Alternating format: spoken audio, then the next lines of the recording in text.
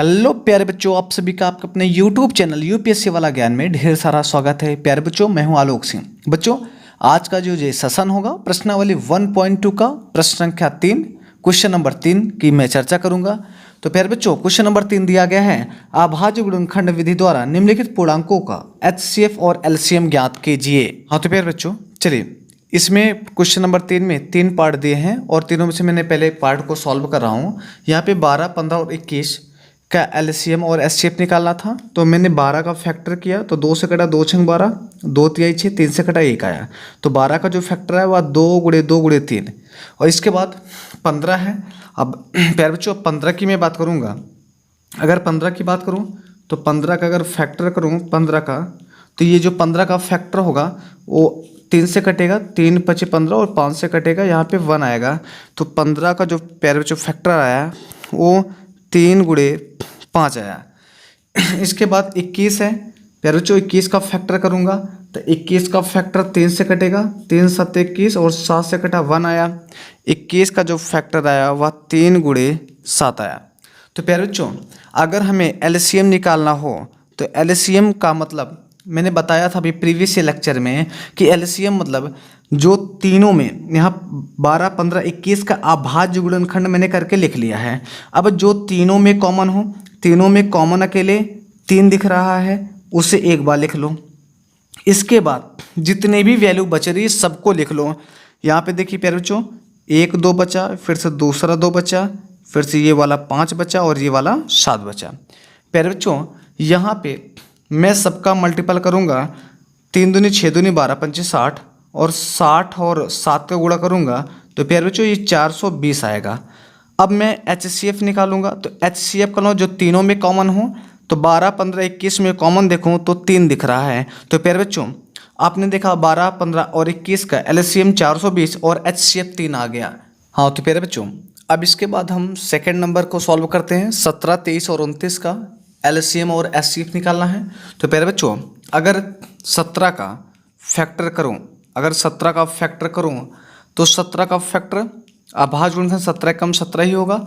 इसके बाद 23 था, 23 का जब करा जाएगा तो 23 एक कम 23 ही होगा।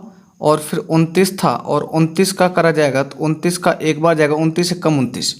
तो प्यारे बच्चों, हमने ये देखा 17 का जो फैक्टर आया वो 17 और गुणे में 1 आया। 23 का जो आया वो 23 गुणे में 1 आया। और प्यारे बच्चों, जो 29 का आया वो 29 गुणे में 1 आया।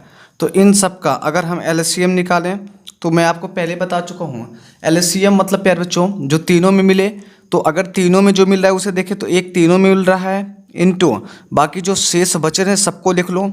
17 गुणे 23 गुणे में 29।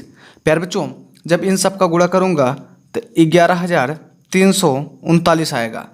अगर हम इन सब का एचसीएफ निकालें तो प्यारे बच्चों, एचसीएफ मतलब जो तीनों में मिले, तो तीनों में देखिए एक ऐसा है जो तीनों में मिल रहा है, तो इन तीनों का 17, 23, 29 का एचसीएफ 1 आएगा और एलसीएम 11,339 आएगा। हाँ तो चलिए हम थर्ड नंबर को सॉल्व करते हैं। थर्ड नंबर में दिया गया है 8, 9 और 25, 8, 9 और 25 का एलसीएम और एचसीएफ निकालना है।